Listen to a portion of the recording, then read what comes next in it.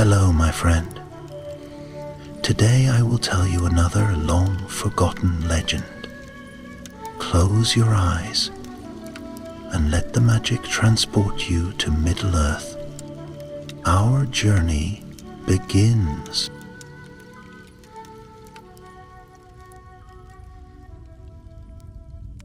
The stars above Beleriand burned like distant silver flames, cold and unfeeling, watching as the last host of the Noldor prepared for war. The wind whispered through the ruins of their once mighty halls, singing a lament older than memory. It was a song of exile, of battles waged for pride, of an oath that had doomed them all. But in that moment, beneath the looming shadow of Angband, the great fortress of Morgoth, none among the Noldor gave thought to their doom. There was only the hunger of vengeance, the heat of long-held wrath. Their banners, crimson, silver, and gold, fluttered in the darkness, their swords glinting beneath the pale moon. And among them, standing at the edge of the assembled host, was Arion, a son of fire, a child of the house of Feanor. He tightened his grip on the hilt of his sword, feeling its familiar weight in his hand. The blade was old, a relic of a time before the two trees had perished, before the world had been marred by betrayal. Its edge gleamed softly, reflecting the distant glow of the smoldering plains that lay ahead. Yet even in that moment, with war upon them and his people standing on the brink of final reckoning, Arion felt something stir within him. A voice, quiet but relentless, whispering beneath the clamor of marching feet and the call of battle horns. Is this truly the end, or is there something yet unseen? He pushed the thought away. Now was not the time for doubt. A voice broke the silence around him. "You hesitate, Arion." He turned to see Maedhros, the eldest son of Feanor, watching him with keen eyes. The eldest and the most burdened, the one who had suffered most and still bore the weight of the oath heavier than any of them. His red hair, like a banner of flame, caught the dim light, but his face was lined with weariness. Arion shook his head. Not hesitation, only thought. Maedhros' expression did not soften. Thought belongs to those who have time. We have none. He turned his gaze forward, toward the looming dark towers of Angband in the distance. Morgoth will not wait. Arion felt the weight of those words press against him. The doom of the Noldor, a curse spoken long ago by Mandos, the doomsman of the Valar. A sentence passed upon all who had followed Feanor into exile, into bloodshed, into the madness of the oath. He had been a child when the oath was sworn, too young to raise his voice among those who had cried out in fiery defiance. But his blood was the same. The fire of the Noldor burned in his veins, the pride, the brilliance, the hunger to carve fate with his own hands, and yet there was a shadow upon his heart. He cast his gaze across the gathered host. They were mighty still, the last remnant of the exiled Noldor, though far fewer than in the days of their first arrival in Middle-earth. Their war against Morgoth had waged for centuries, and each battle had drained them further. They had lost kings, brothers, fathers. They had betrayed kin and broken alliances. and now at the very end they stood alone. Beyond the great plains of Anfoglith, Morgoth waited in his iron fortress. Somewhere in the depths of that place, beneath mountains of stone and flame, were the Silmarils, the great jewels that had been the cause of all their sorrows. The heart of Feanor's oath, and soon they would march to reclaim them. The horns of the Noldor sounded at last. It was time. Arion exhaled, setting aside his unease. He turned to Maedhros and nodded. Then let us finish this. With that, the host of the Noldor advanced. The march was long, and though none among them spoke of it, they all knew it would be the last. The land before them was barren, blackened by war, the air thick with the lingering stench of battle. The bones of fallen warriors, elf, man, and orc alike, lay half buried in the ash. It was a place of sorrow, of finality. Arion kept pace with the vanguard, his senses alert. He had fought many battles, had seen countless horrors wrought by Morgoth's hand, but this felt different. The very air seemed to hum with something unseen, something waiting, something lurking beneath the surface of the world. Beside him a voice muttered, "It feels wrong." He turned to see Caranthir, another of Feanor's sons, his face grim. Arion hesitated before answering. "We have fought long for this," Caranthir grunted. "Aye, and we have lost everything for it. Do you think the oath will release us once we take the Silmarils, or will it demand yet more?" Arion had no answer. The oath was a thing beyond mere words, beyond reason. It had bound them, body and soul, since the day Feanor had spoken it, and it had already claimed so much. Before he could reply, the wind shifted. A horn sounded, not from their ranks, but from the darkness ahead. The world seemed to hold its breath. Then, from the horizon, they came, orcs. A sea of them, armored in black iron, their weapons glinting in the dim light. They poured forth from the gates of Angband like a flood, countless and unending. The ground trembled beneath their charge. The Noldor did not falter. Maedhros raised his sword high, his voice carrying above the roar of the enemy.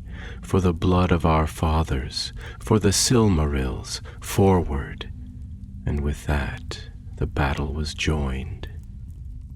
Arion drew his blade, and as the first clash of steel rang out across the battlefield, he felt the fire of his ancestors surge through him.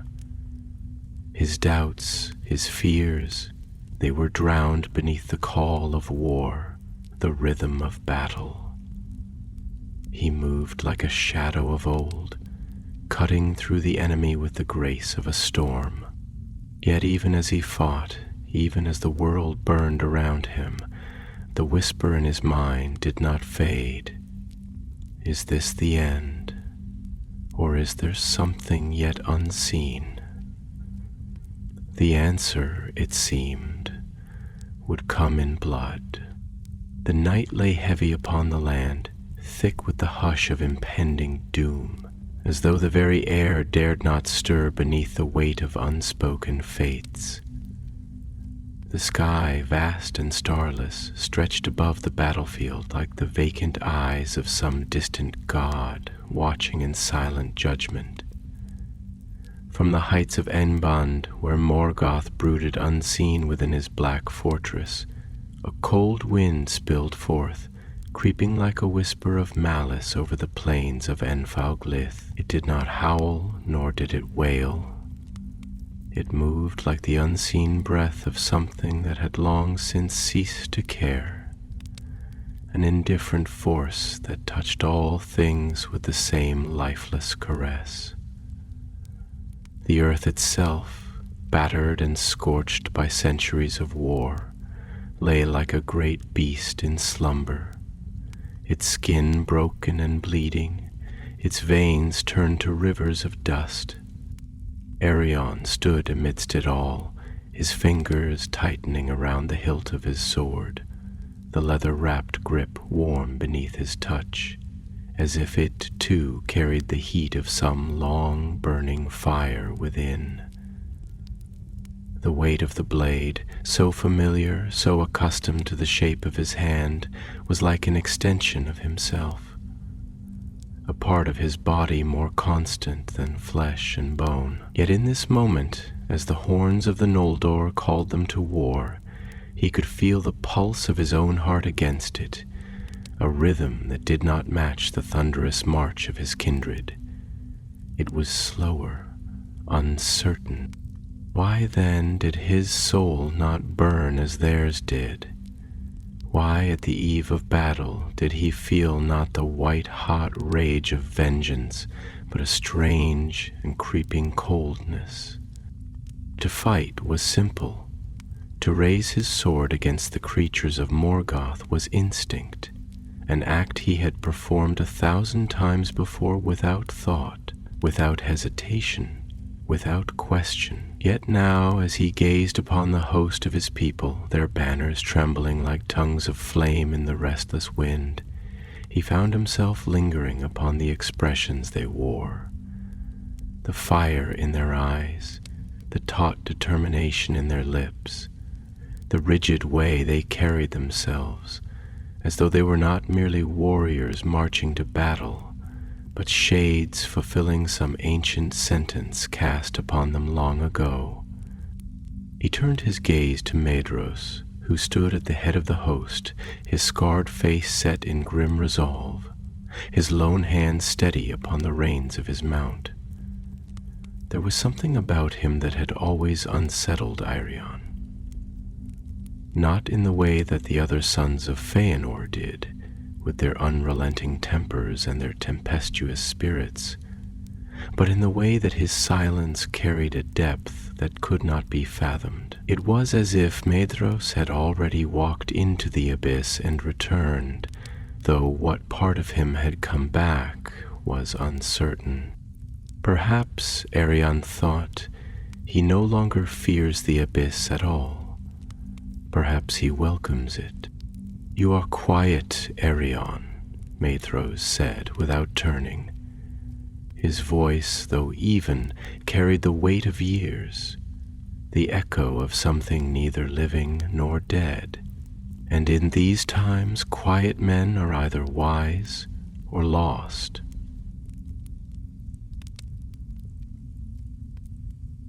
Arion hesitated before answering, his breath misting in the chill air.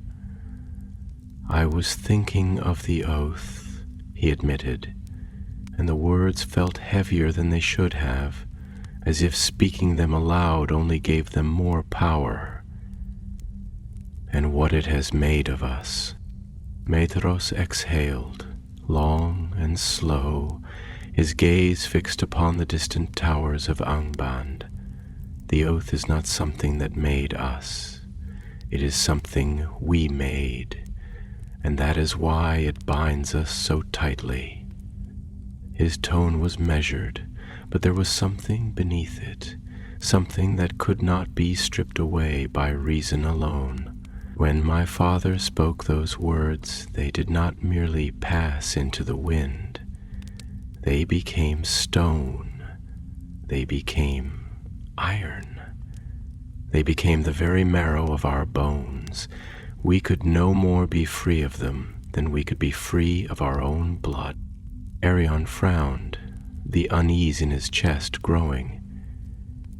"But what if our blood has led us astray?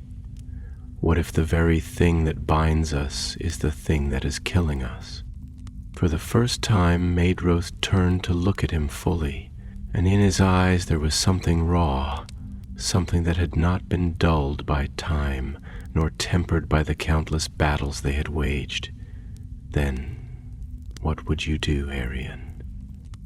His voice was quiet now, almost gentle, and that was more unnerving than anger. Would you lay down your sword? Would you renounce the fire that has shaped you? Would you let the Silmarils remain in the hands of the enemy, knowing that they are the last remnant of a lost age, the last proof that once, before ruin and exile, we were something greater? Arion could not answer, not because he did not have thoughts. He had many, swirling and tangled within him like roots that had grown too deep to unearth, but because he knew that no answer would satisfy Maedhros. Because for all the wisdom and insight in the words of the eldest son of Feanor, for all his experience and his grief, there was something within him that could never be undone. Maedhros did not wait for him to speak. He only gave a faint nod, as if he already knew the struggle that played out in Arion's heart. "It does not matter," he said, "because the choice was never ours to make." And with that, he turned his gaze back to the battlefield ahead. The horns of Morgoth's army rang through the darkness then, a sound that did not merely carry across the land, but seemed to rise from the very bones of the earth. A deep, guttural chorus, not made by the will of men nor elves, nor anything that belonged to the light, but something older, something that had festered beneath the world since its first breaking. The ground trembled, and from the gates of Angband the host of Morgoth spilled forth. The sight of them was like a wound torn open across the horizon. Black armored orcs in countless numbers, their blades jagged and dripping with the malice of their forges. They poured forth not as men might march, nor as elves might stand in formation, but like a great and mindless tide, like the rolling of a storm that had no end. Their eyes burned with the reflected light of the distant fires, and their cries, sharp and broken, merged into the howling wind. Arion drew his blade, and for a moment the whisper in his mind faltered. The world narrowed to the moment before war. And then, in a voice both quiet and vast, Maedhros called, "Ride with me." It was not a command, it was not a plea, it was something else entirely, something that did not need to be spoken, because it had already been decided long before either of them had been born. Arion did not answer. He only spurred his horse forward, and as the Noldor charged into the dark, he did not know whether he was riding toward vengeance or ruin or something beyond both, but he knew that it was written in his blood. The wind roared across the plain like a herald of doom, a nameless voice shrieking through the blackened grasses of Anfoglith, tugging at banners and rattling the armor of the assembled host. The stars had fled from the sky as though unwilling to witness the final madness of the exiles. Even the moon was veiled behind a shroud of shifting clouds, casting the land into a half-light where every shadow seemed to reach hungrily for the living. The earth beneath their feet trembled with the approach of the enemy, but it was not the tremor of life. It was the stirring of something ancient, something that had long lurked beneath the surface of the world, biding its time. Arion could feel it, as surely as he felt the weight of the sword in his hand and the fire in his blood. The moment was upon them, and yet, in the vast stretch of silence before the first blades struck, there was an eternity in which to think. His thoughts, unbidden and relentless, carried him back across the ages, to a time before the world had been marred by shadow, before the Noldor had turned their faces from the light of Aman, before the oath had bound them to this path of ruin. He remembered the golden radiance of Lorelin and the silver glow of Telperion, their light softer than the sun, deeper than the stars, cradling the land in an embrace that seemed eternal. He had been a child then, running through the wide streets of Tirion, the towers rising like slender pillars of light against the unmarred sky, the air filled with the sound of songs that knew neither sorrow nor regret. And now, all that remained was fire and steel, the ghosts of old grievances and the weight of blood spilled long before he had even taken up a sword. Beside him, Maedhros sat astride his steed, motionless, his scarred face unreadable in the dim glow of torches. But Arion had known him too long to be deceived. He could see it in the way his lone hand tightened around the hilt of his blade, the way his breath came slow and measured, as though he were bracing himself against something unseen. He was a man who had long since cast aside hope, who had known pain so intimate that it had become a part of him. Maedhros did not fear death. He had already died 100 times over, and that was the most terrifying thing of all. The world is strange, is it not? Maedhros spoke at last, his voice calm, unhurried, as though they were not standing on the brink of the final battle. How easily we convince ourselves that we are the ones who shape it, who carve our fates into stone, and yet here we are, chained to the words of the dead, bound to an oath that will not let us go. Arion exhaled, his fingers curling tighter around his rein. And do you regret it? There was a silence then, heavy as a stone sinking into deep waters. Maedhros did not answer at once, and Arion knew why. There could be no simple response to such a question, no mere yes or no that could capture the weight of what had been done.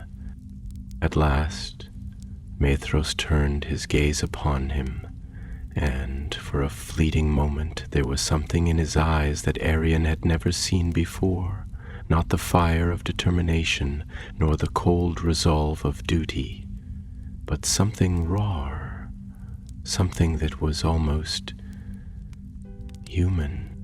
Regret? He murmured, as if testing the word upon his tongue. No, not regret. For what is regret but the longing for a past that no longer exists? We cannot return to Aman. We cannot undo what has been done. Regret is the indulgence of those who still believe they have choices left to make. Arion felt his throat tighten, not at the words themselves, but at the emptiness beneath them. Then what do you feel? He asked, his voice quieter now, barely audible beneath the rising wind. Maedhros closed his eyes for a moment, and when he spoke, his voice was softer than before. I feel weary. Not in my body, though that too is broken, but in my soul. Weary of this endless march through ruin, weary of seeking a victory that will never be enough. Even if we take the Silmarils, even if Morgoth falls, what then? The oath will not release us. There will always be another battle, another price to pay. He exhaled, slow and steady, and I fear that by the time it is over, there will be nothing left of us but ghosts." Arion did not answer. He could not, because deep in his heart, he knew that Maedhros was right. The oath had never been about reclaiming what was lost. It had never been about justice. It was hunger, an unending, insatiable hunger that had hollowed them out from within, turning them into creatures of war and grief, shadows of what they once were. And though Arion had always known this, though the whispers of doubt had haunted him for years, it was only now, standing upon the edge of battle, that he truly understood. This was not about victory. This was the march of the condemned. A horn sounded, long and shrill, splitting the night like a blade. The enemy was coming.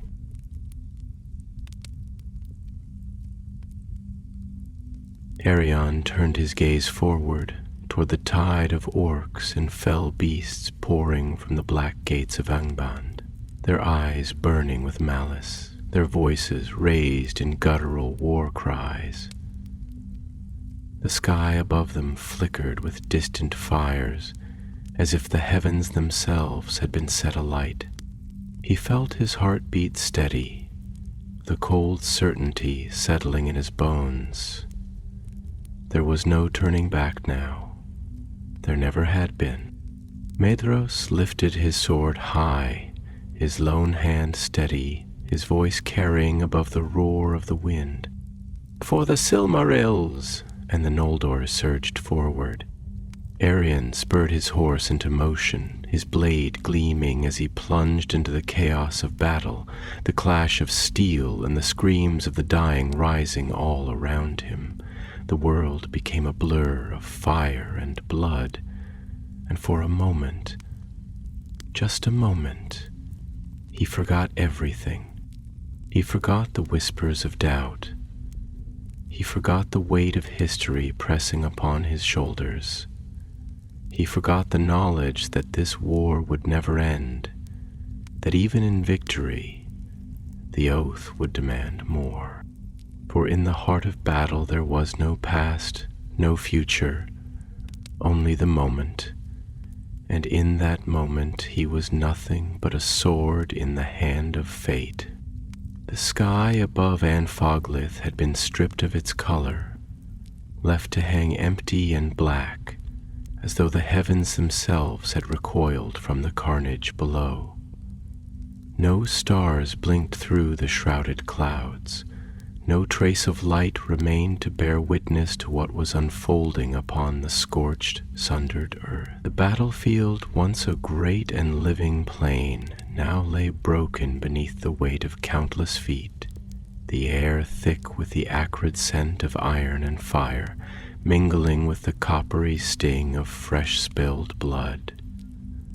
The land was weeping, bleeding in silence beneath the trampling of soldiers who had long forgotten how to weep for themselves. The first clash of metal had been deafening, a great shattering of wills that sent a tremor through the bones of the world. The Noldor had surged forward in a river of silver and crimson, their blades flashing like the final sparks of a dying forge. The orcs, countless and ravenous, had howled as they met them, a tide of blackened iron and rotting flesh, hissing and snarling like beasts let loose from some ancient nightmare. And then the war began in earnest, and the world became nothing but the cold edge of steel, the gasping cries of the dying, and the unrelenting press of bodies against bodies, armor against armor, flesh against flesh. Arion moved like a shadow within the storm, his blade an extension of himself, rising and falling in measured strokes, each strike carrying the weight of centuries, of oaths that could not be unmade. His breath came in steady bursts, his mind sharpened to the singularity of the moment, to the brutal simplicity of survival. And yet, even as he cut through the ranks of Morgoth's spawn, even as he felt the blood of his enemies splash warm against his cheek, something within him remained distant, untouched. He had fought in battles before, had killed and bled and watched his kin fall beside him, but never had he felt so hollow, as though his own body was but a vessel for something greater than himself, something ancient, relentless, and unyielding. Was this what it meant to be bound to an oath? Was this what it meant to surrender one's fate to the ghosts of the past? To carry forward a war that had begun long before his own birth? Steel met steel, and Arion was forced backward as a towering Uruk bore down upon him, its breath rancid, its black eyes alight with mindless fury. The creature snarled, swinging its jagged blade in a wide arc, seeking to carve him open from shoulder to hip.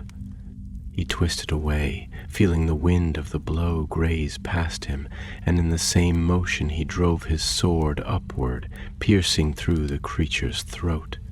A wet gurgle, a shudder, and the orc collapsed, clawing at the air as its lifeblood spilled onto the cursed earth. Arion exhaled, steadying himself, but the moment of respite was brief. The battle surged around him, an ocean of chaos and wrath, and he had no choice but to dive back into its depths. Somewhere ahead, Maedhros fought with the fury of a tempest, his lone hand wielding his great sword as though it weighed nothing at all. His face was a mask of unbroken focus, his movements swift and calculated, every strike landing with the precision of one who no longer feared death, one who had already suffered beyond mortal reckoning. He fought not as one who sought victory, but as one who had accepted his fate long ago, as one who knew that the oath would claim him in the end, whether by the blade of an enemy or the weight of his own choices. Nearby, Caranthir bellowed as he struck down an armored captain, his fury unrelenting, his strength unchecked. To see him fight was to witness something raw and terrible, a storm of wrath and vengeance, a force that could not be reasoned with nor tamed. His sword slick with blood, carved through flesh and bone alike, and his laughter, dark, bitter, tinged with something almost like madness, rang through the battlefield. And yet, for all their might, for all their skill, the Noldor were few, and the enemy was without end. The tide of orcs did not waver, did not break. They fought as creatures of shadow, without fear, without hesitation, as if they knew that they were but extensions of a greater will, as if they were not meant to triumph, but merely to endure. For every one that fell, another took its place, and the weight of them, the sheer unrelenting force of them, pressed the Noldor back, inch by inch, step by step, until the battle that had begun in fire and fury became something else entirely. It became a war of attrition, a slow, suffocating descent into despair. Arion knew it the moment he felt his own limbs begin to tire, the moment his blade grew heavier in his hand. He knew it in the way the shouts of his kindred were fewer, in the way their formations had begun to scatter, no longer an unbreakable line of warriors, but fragments, torn apart by the grinding force of inevitability. And he knew it most of all when he heard the first cry of retreat, not from Maedhros, not from Caranthir, but from the others, those who had once sworn that they would never turn their backs to the enemy, those who had once believed that their wrath would be enough to carve their victory from the ashes of ruin. Arion turned sharply, his breath catching as he saw the first line of their warriors break away, fleeing toward the rear, their swords bloodied, their armor dinted and scorched. The realization struck him like a hammer blow. They were losing. The thought was a cold thing, a thing that lodged itself deep within him, twisting like a knife. He had always known that the oath would lead them to ruin, had always understood in some distant part of himself that this war could not be won in the way they had hoped. And yet, to see it unfold before his eyes, to see his kindred fall and falter, to hear their voices rise not in triumph but in retreat, it was unbearable. A hand grasped his shoulder, firm, unyielding, and he turned to meet Maedhros's gaze. There was no anger in his eyes, no bitterness, only the weight of a decision that had already been made. "Fall back," Maedhros said, his voice steady but heavy. "There is no victory here." Arion wanted to argue, wanted to shout that they could not leave, that to turn away now would mean abandoning the last shred of honor they had left. But the words died in his throat, because he knew that there was no honor in dying for a war that had already been lost.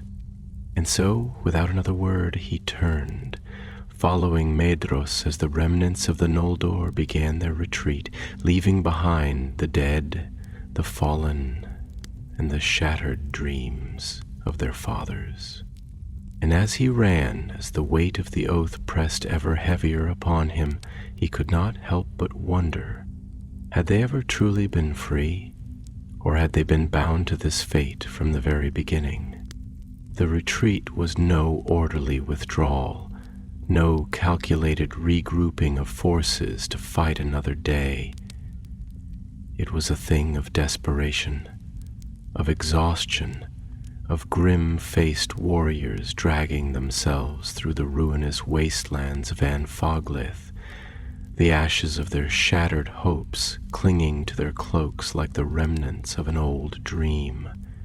Burned and discarded, the night stretched endlessly overhead, vast and indifferent, a vault of emptiness unmarred by moon or star, as if the sky itself had turned its face away from them, unwilling to bear witness to their disgrace. And beneath that great void, the land lay broken and bleeding, trampled by the weight of unnumbered feet, soaked with the blood of both the fallen and the fleeing, a battlefield that had become a graveyard for something far older than flesh, something unseen, something that lingered in the very air, heavy with sorrow and regret.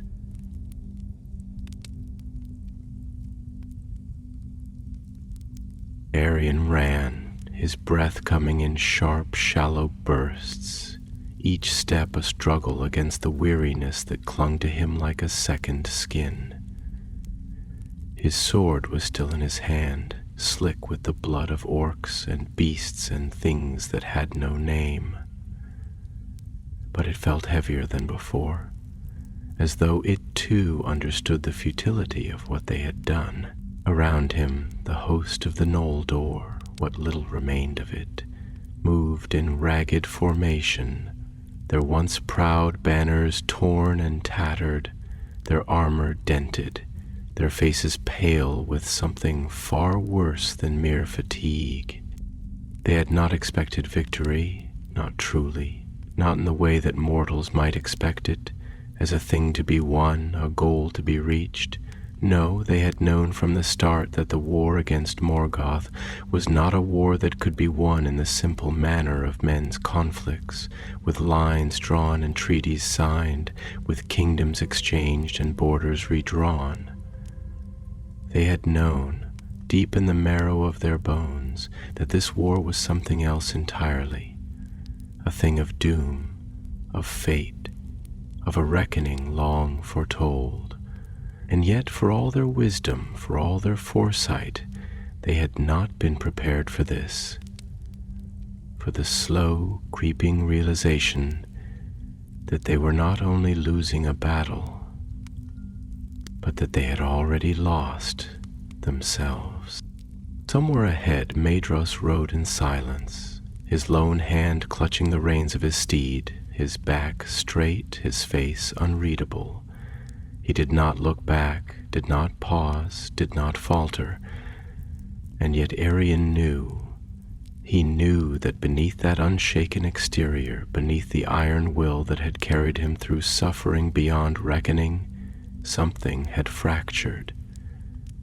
It was in the way his shoulders were set, too rigid, too tense. It was in the way his breath came in slow, measured inhales, as if he were trying to contain something that threatened to break free. And Arion understood. He understood because he too felt that same breaking within himself, that same hollow ache that gnawed at the edges of his thoughts. He spurred his horse forward, closing the distance between them, and for a long moment neither spoke. The only sounds were the heavy footfalls of retreating soldiers, the distant echoes of the enemy still howling in the dark, and the ceaseless moaning of the wind through the charred ruins of the battlefield. Then, at last, Arion broke the silence. "This was never about the Silmarils," he said, his voice quieter than he intended, but no less certain for it. Maedhros did not answer at once. He only exhaled, slow and long, before finally turning his gaze to Arion, his gray eyes dark with something too vast to name. "No," he said at last, his voice carrying the weight of something ancient, something weary beyond the span of years. "It was never about the Silmarils." Arion hesitated, choosing his next words carefully, for this was a thing that had never been spoken aloud before. A thought that had remained buried beneath the weight of duty, beneath the oaths and the blood and the endless march toward a fate they had never been allowed to refuse. "The oath was never about reclaiming them," he continued, his own voice sounding distant to his ears. "It was about becoming them." A flicker of something passed through Maedhros' expression, something too brief to name, too fleeting to grasp. And then he laughed, but it was not a sound of mirth, nor even of bitterness. It was a quiet, breathless thing, empty of anything but recognition. "Perhaps you are right," he murmured, his gaze drifting forward once more, toward the horizon that stretched out before them, endless and unknowable. "Perhaps we are not warriors, nor kings, nor exiles. Perhaps we are but echoes carrying forward a fire that was never meant to burn this long. The Silmarils—" He paused, his lips pressing into a thin line, his grip tightening upon the reins. "They are not jewels, not truly. They are not objects to be reclaimed, not treasures to be won. They are light, the last remnants of what we once were." He turned his gaze back to Arion, and in his eyes there was something raw, something unguarded for the first time in centuries. "And what are we, if not creatures of light, trying to return to the fire?" Arion did not answer. He did not need to, because the answer was already known. They were creatures of light, yes, but light that had been tainted. Light that had been twisted and reforged in the furnaces of war and grief. They were no longer what they had once been, and yet they could not let go, could not relinquish the fire that had shaped them. even as it consumed them from within. The road stretched onward before them, a path carved in shadow, leading not to victory, not to redemption, but to something else entirely. Something nameless, something waiting, something inevitable. And in that silence, in that endless stretch of time between one breath and the next, Arion realized the truth. They were not marching toward the Silmarils. They were marching toward the end of themselves. The night stretched long and cold over the retreating host of the Noldor, pressing against them with a silence that was heavier than the weight of their battered armor. The wind had lost its howl, its voice reduced to a hushed murmur as it wove through the tattered banners that hung limply from the spears of the weary survivors, their proud sigils now streaked with blood and soot.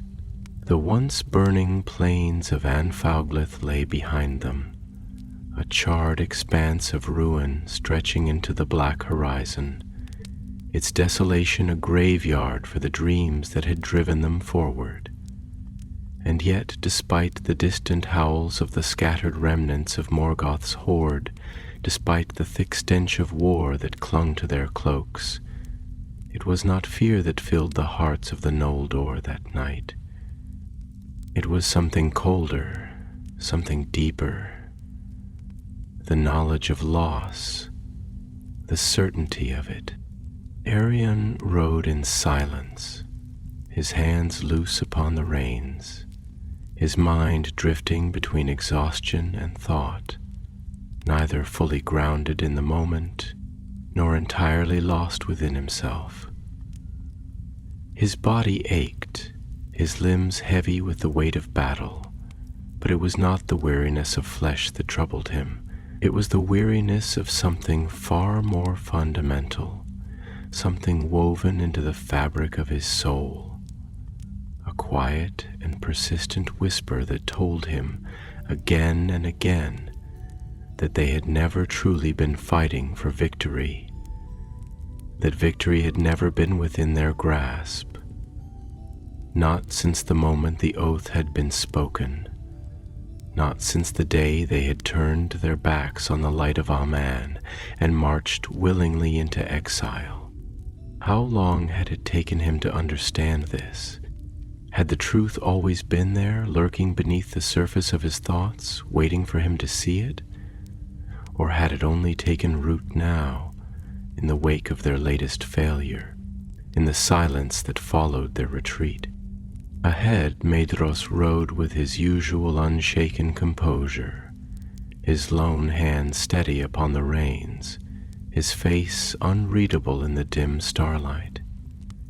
He had said little since they had left the battlefield, speaking only when necessary, issuing commands with the calm authority that had always defined him. And yet, despite the stillness of his outward demeanor, Arion could feel the weight pressing upon him, could see the way his shoulders had grown more rigid, the way his gaze seemed fixed upon some distant point beyond the horizon, as though he were staring into something no one else could see. At last, when the silence had stretched too long, Arion spoke. "There is no going back," he said, his voice quiet but certain, his breath misting in the frigid air. Maedhros did not turn, did not even shift in his saddle, but Arion knew he had heard. There was a long pause before the older elf finally exhaled, his voice emerging as something distant, something contemplative. "There was never a path back," Maedhros murmured, and though his tone was calm, there was something beneath it, something brittle, something sharp-edged. "Not since the moment we crossed the Hell Carax, not since the moment we stained our hands with the blood of our own kin. Do you think the Valar would ever have welcomed us home, even if we had turned back? Do you think they would have forgiven us? Arion let the question hang in the air between them, letting the wind carry it forward into the night. He thought of the faces of those who had fallen, the countless lives lost in a war that had long since lost its purpose. He thought of the land they had left behind, the shining spires of Tirion beneath the light of the two trees, a vision that now felt more like a half-remembered dream than something he had once walked beneath with his own feet. "They would not have forgiven us," he said at last, the words falling like stones into the quiet. "But perhaps we were never meant to be forgiven." At that, Maedhros did turn, his gaze catching Irion's for the briefest of moments, and in his eyes there was something that could not be easily named, something that was neither agreement nor contradiction, but a recognition of the truth that lay between them. "No," he said, after another long silence, "we were not."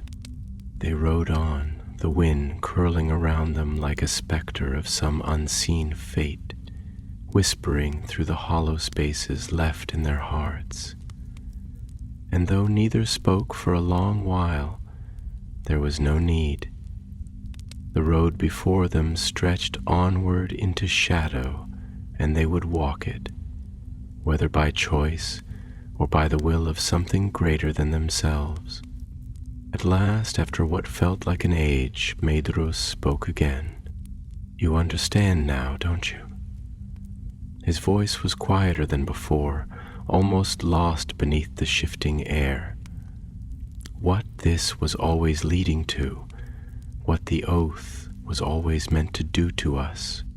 Arion did not answer at first, because he did not need to.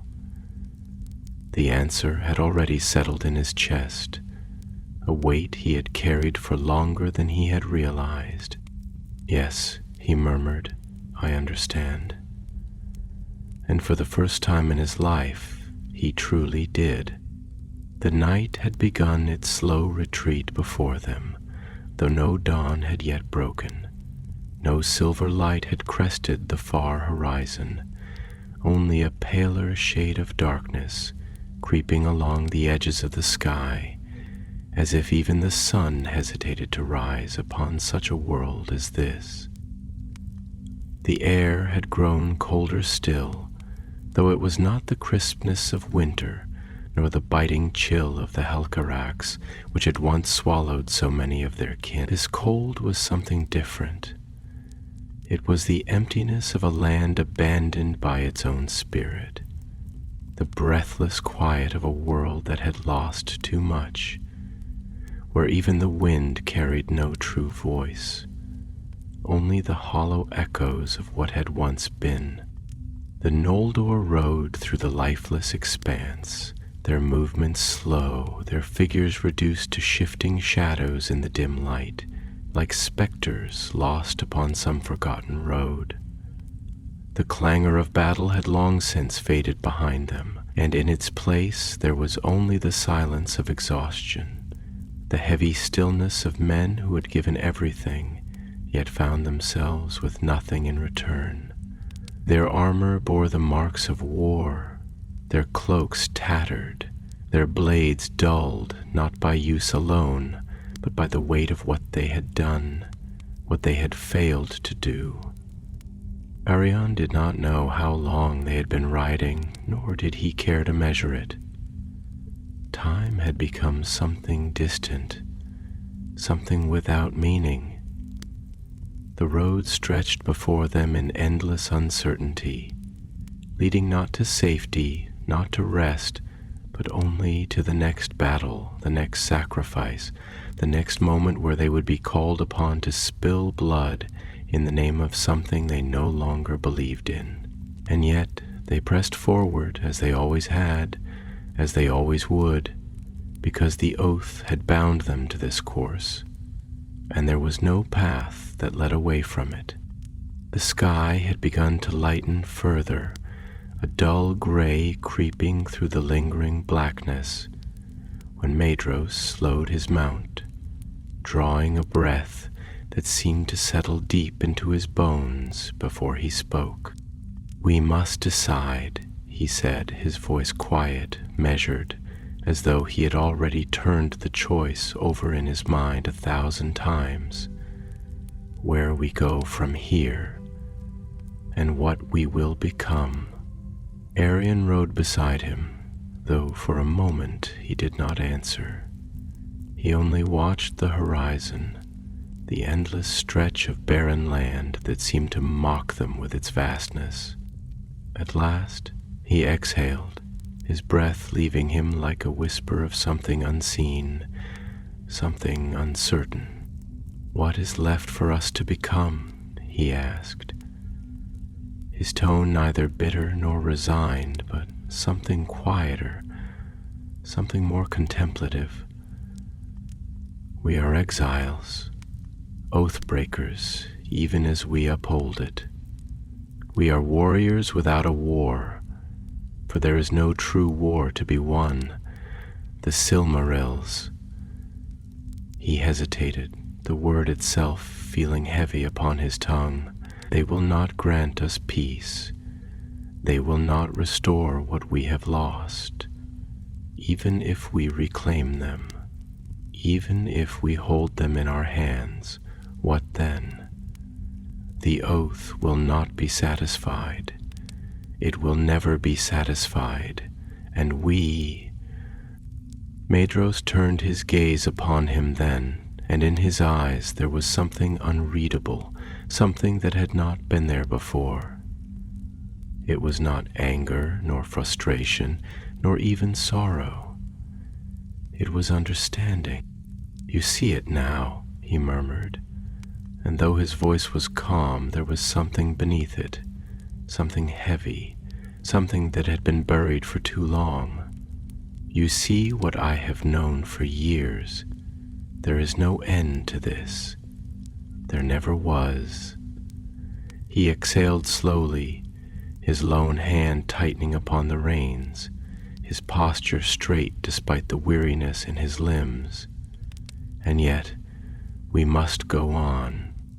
Arion turned his gaze to him fully now, studying the sharp angles of his face, the lines that had been carved not by age, but by suffering, by choices that had never truly been choices at all. "And if we do?" he asked, his voice quieter now, the words carrying something deeper than mere questioning. "If we continue down this path, knowing that it will only lead to more blood, more loss, more grief, what does that make us? Are we still Noldor? Are we still the same people who once stood beneath the light of the 2 trees, who once forged wonders not for war, but for the beauty of creation itself?" Maedhros did not answer immediately. Instead, he turned his gaze to the horizon, his expression unreadable. And when he spoke, it was not an answer. It was something else. "There was a time," he said slowly, "when I believed that the fire in our blood would be enough, that our strength, our will, our unyielding purpose would see us through, would lead us to the end of all things, where we would find our redemption, or our vengeance, or whatever it is that we sought. But now—" He paused, his eyes narrowing slightly, his breath steady despite the weight of the words that followed. "Now I do not know if we were ever meant to find anything at all. Perhaps the oath was never a path, but a prison. Perhaps we have been walking in circles since the day we left Aman, believing that we were moving forward, when in truth we have only been returning to the same place over and over again, a cycle of war, of wrath, of ruin, and we cannot escape it. Arion felt something within him shift at those words, something nameless, something he did not yet have the words to understand. If we cannot escape it, he said slowly, his voice quieter than before, then what is left for us? Medros was silent for a long moment. Then, at last, he turned to Arion once more, his gaze steady, his voice carrying the weight of something final. There's only one thing left, he said. We must end it. The words hung between them, heavier than the sky, heavier than the oath itself. Arion did not ask what he meant. He did not need to. He already knew, and for the first time he felt something close to hope. A hope not for victory, not for redemption, but for an end. And that, he thought, was enough. For now, the land stretched before them, vast and desolate, unbroken by forest or river, only a great and unending plain of gray earth and scattered stones, as though even the mountains had been worn away by time, reduced to dust beneath the heavy tread of ages. There was no beauty here, no whisper of life in the wind, no memory of what had once been. It was a place that belonged to no one, a road that led only toward the forgotten corners of the world, where the sun would rise and fall upon nothing, and where the stars would shine for no eyes but their own. They had ridden through the night, the remnants of the Noldor moving like a procession of ghosts, their cloaks torn and stained, their once bright armor dulled by soot and blood. Their banners had been lowered, the colors of their houses trailing in the dust behind them, the sigils of Fëanor and his sons now little more than fading echoes of a pride that had long since turned to grief. They did not speak as they traveled, for there were no words left to be spoken, nothing that could ease the weight pressing upon them, nothing that could change what they had done, what they had become. And yet, even in that silence, Arion could feel the shift in the air, the way something unspoken now hovered between them, heavy as the twilight sky. They had crossed a threshold, though no one had named it, though no one had marked it with stone or word. There was no longer any illusion of reclaiming what had been lost, no hope that the oath could ever be fulfilled in a way that would leave them whole. The realization had settled into his bones, deeper than exhaustion, deeper than grief. It was a knowing, a certainty that had taken root in the spaces between his thoughts, woven into the fabric of his being. There would be no victory, and there would be no return. Ahead, Medros rode in silence, his expression unreadable, his lone hand steady upon the reins. The wind tugged at his hair, lifting strands of copper red against the pale light, and for a moment Arion thought that he looked more like a specter than a man, more like the memory of something long past than something still bound to the world of the living.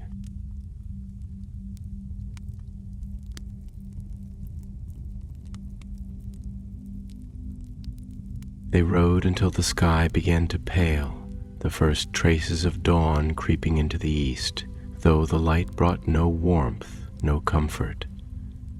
It was a cold dawn, a weary dawn, a dawn that seemed to arrive not with promise but with reluctance, as though even the day itself had grown tired of witnessing the long defeat of the Noldor. At last Medros slowed his mount, bringing them to a halt upon a rise of land that overlooked the barren expanse before them. For a long moment he did not speak, did not move. He only sat there, his gaze distant, his breath slow and measured.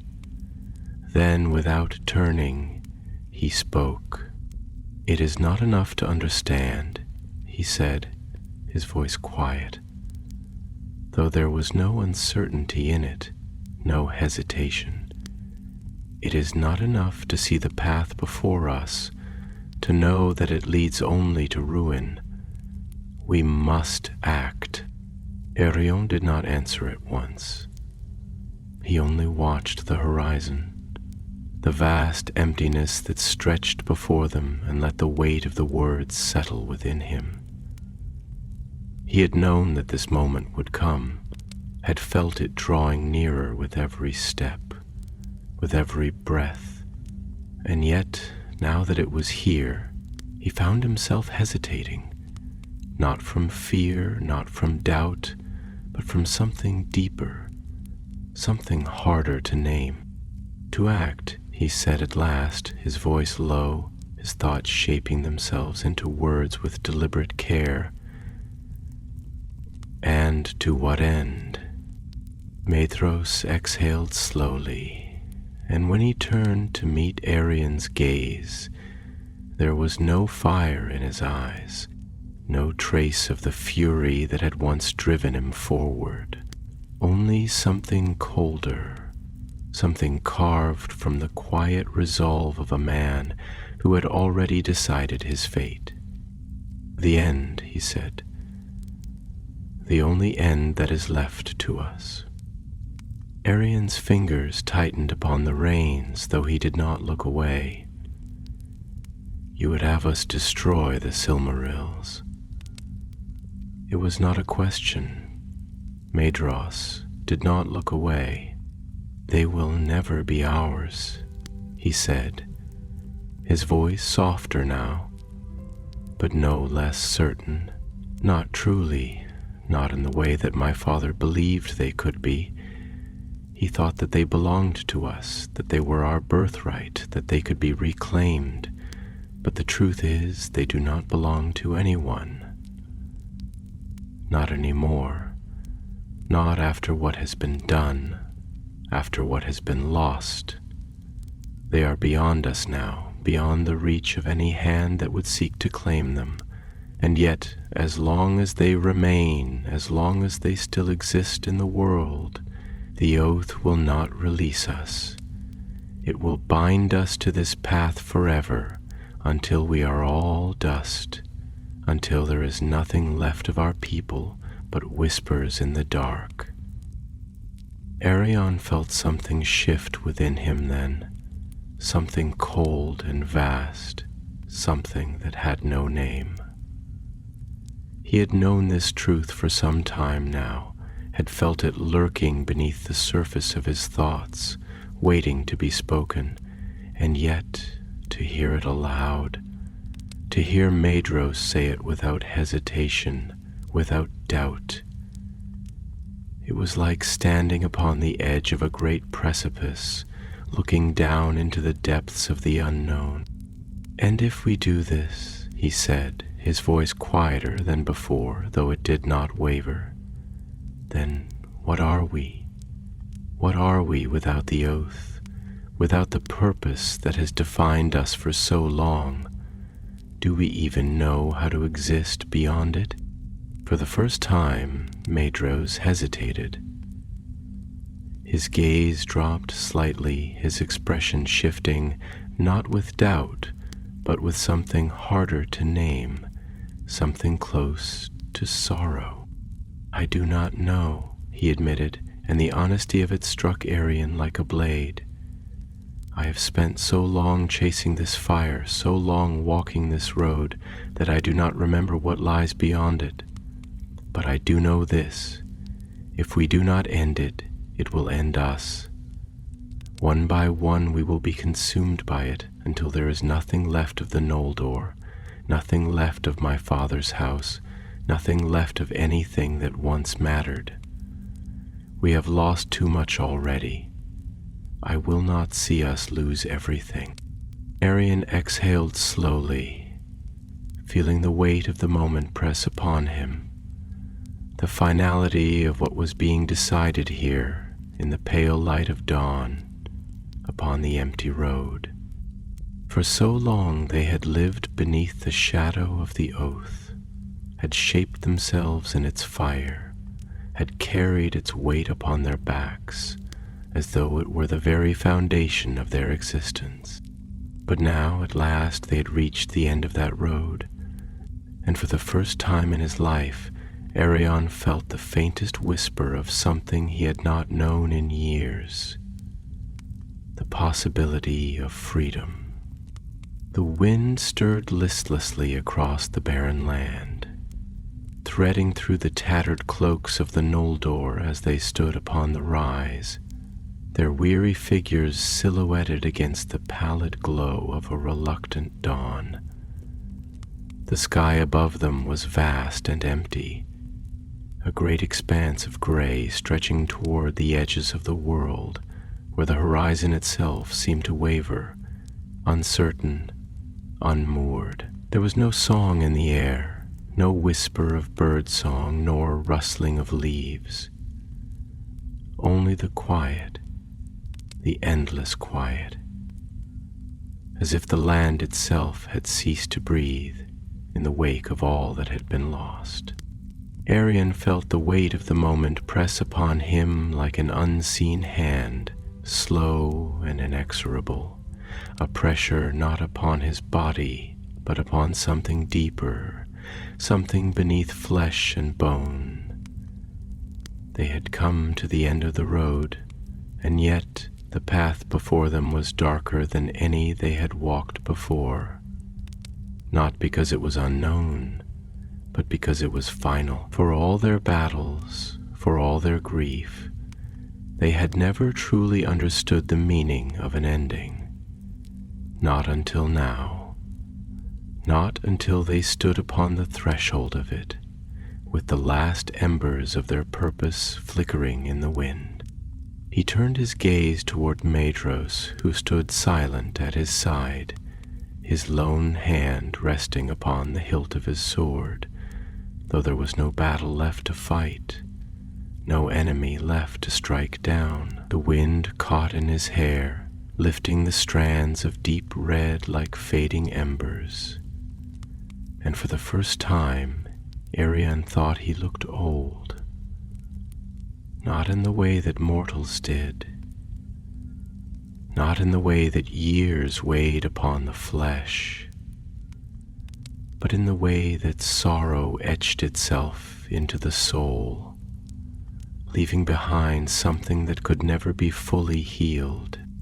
For a long time, neither of them spoke, and then, at last, Maedhros broke the silence. "There was a moment," he said, his voice low, steady, though it carried something beneath it, something distant, something hollow, "when I believed that we would make something of this war. That in the end, when the last sword was drawn and the last battle was fought, there would be something left of us, something that had not been ruined, something that had not been turned to dust beneath the weight of our father's oath.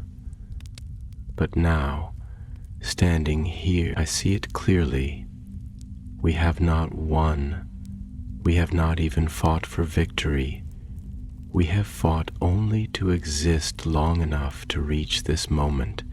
And now that we are here, there is nothing left for us to do but finish what was begun so long ago." Arion exhaled, his breath slipping into the cold air like smoke, like something fading, dissipating into the gray morning. He had known these words were coming, had felt them hanging between them like a blade waiting to fall, but even so, to hear them aloud was different. "And do you think," he murmured, his voice quieter than before, though no less certain, "that the ending we choose will change anything? that if we destroy the Silmarils, if we cast them beyond the reach of any hand, the oath will be undone? Or will it cling to us still, even in death, even in the spaces between the world and whatever lies beyond it? Maedhros turned his gaze to him then, and though his face was composed, there was something in his eyes, something that had not been there before, something deeper than sorrow, deeper than certainty. "It does not matter," he said, and though the words were simple, they carried a finality that could not be denied. "The oath has already undone us. Whether we live or die, whether we are remembered or forgotten, we are bound to it. But if the Silmarils remain, then others will seek them, and others will suffer for them, and this cycle, this endless consuming fire, will never be extinguished. It must end, and if we are to be its final sacrifice, then so be it."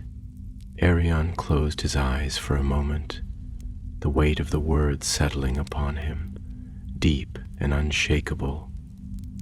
He thought of the battles they had fought, the cities they had burned, the kin they had slain. He thought of the long years spent chasing the light of something that had always been beyond their grasp, of the blood they had spilled in its name, of the lives that had been shattered beneath the weight of their unyielding purpose. And then he thought of the light itself, of the Silmarils, those perfect, untouchable jewels, those fragments of a lost world, burning with the brilliance of the two trees, holding within them the last trace of something that had been before the world was marred by shadow. He thought of what it meant to destroy them, what it meant to let them go. When he opened his eyes again, the answer had already settled within him, solid as stone, immovable as the mountains. "Then let it end," he said. "Let it end with us." Maedhros nodded, and for the first time in many years a breath seemed to leave him, slow and deep, as though he had been holding it for far too long. The sun was rising now, though its light was pale and hesitant, casting long shadows across the gray plain. The road before them stretched onward, leading into the unknown, into the place where their fate would be decided, where the last embers of their fire would burn, not in wrath, not in vengeance, but in sacrifice. And as they rode toward that final moment, Arion found that he was not afraid, for there was no fear in an ending that one had chosen. Only the quiet, only the release, only the blood of the Noldor fading at last into the light.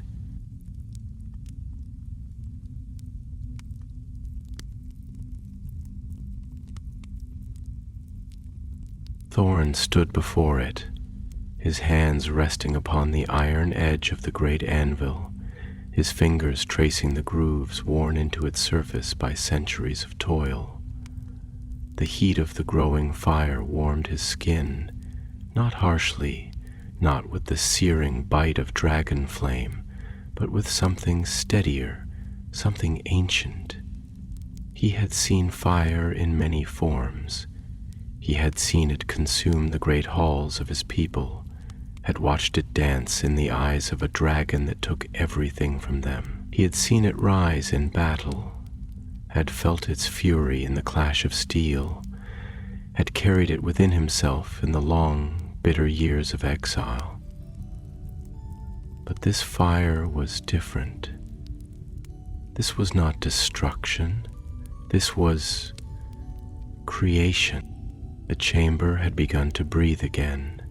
As the forge fire grew, its light revealed more of the space around them, the deep veins of ore still glimmering within the stone, the great bellows standing silent but waiting, the tools left behind in the haste of their ancestors' flight, now resting in the dust like relics of a time before ruin. The pillars stretched high above, their engravings partially obscured by soot and time, but still visible, still present, still holding the stories of Durin's folk within them. It was as if the mountain itself had merely been sleeping, as if it had not been abandoned, but had simply waited for hands to shape it once more. Balin stood at his side, his arms crossed over his chest, his white beard catching the flickering light. His expression was unreadable at first, his eyes moving across the chamber, across the signs of life returning to a place that had known only silence for far too long. Then, slowly, his lips curved into something small, something thoughtful. "I have seen many things in my years, Thorin," he murmured, his voice carrying the weight of a man who had spent a lifetime watching the rise and fall of kings, of fortunes, of hopes both realized and shattered. "I have seen battles won and lost. I have seen halls filled and emptied.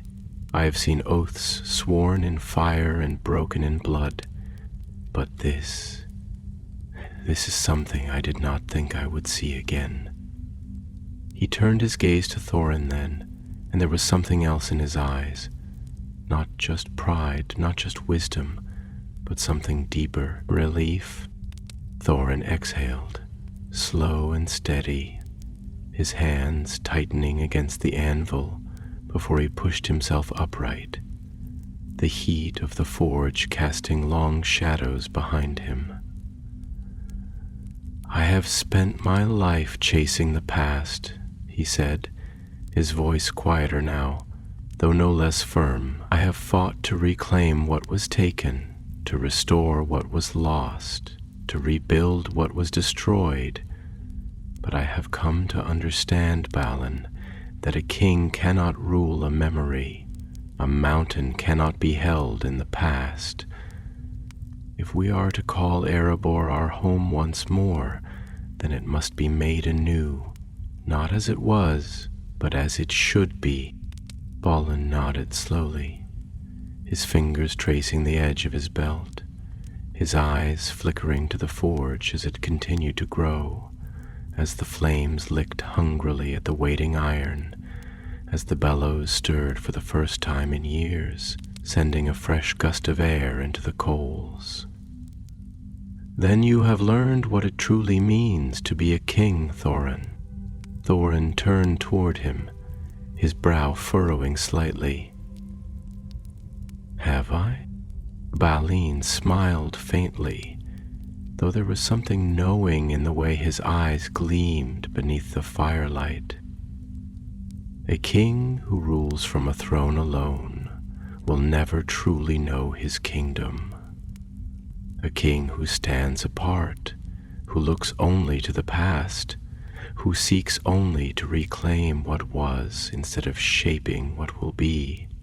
That is a king doomed to be remembered only in stone and shadow. But you," he gestured to the forge, to the tools that now lay waiting, to the first signs of work beginning once more in a place that had been silent for far too long. "You are not merely reclaiming a throne, you are awakening a mountain."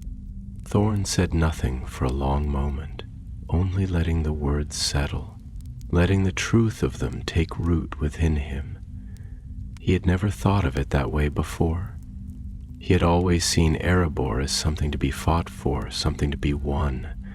But now, standing here, feeling the heat of the forge, hearing the faint hum of the mountain stirring once more, he realized that it had never been about victory. It had never been about possession. It had always been about something far greater. He turned back to the forge, his gaze steady, his heart lighter than it had been in years. He reached forward, grasping the first piece of raw iron that lay upon the work table, his fingers curling around it with the ease of one who had known the weight of steel all his life. And as he lifted it, as he placed it upon the waiting anvil, as he raised the hammer once more, he did not think of war. He did not think of exile. He did not think of loss. He thought of his people. He thought of home. And when the hammer fell, when the first true strike of creation rang out through the deep halls of Erebor, it was not alone. It was followed by another, and another, and another, until the air was filled not with silence, not with ghosts, but with the song of Durin's folk, rising once more in the heart of the mountain. The mountain had waited, and at last its song had begun again.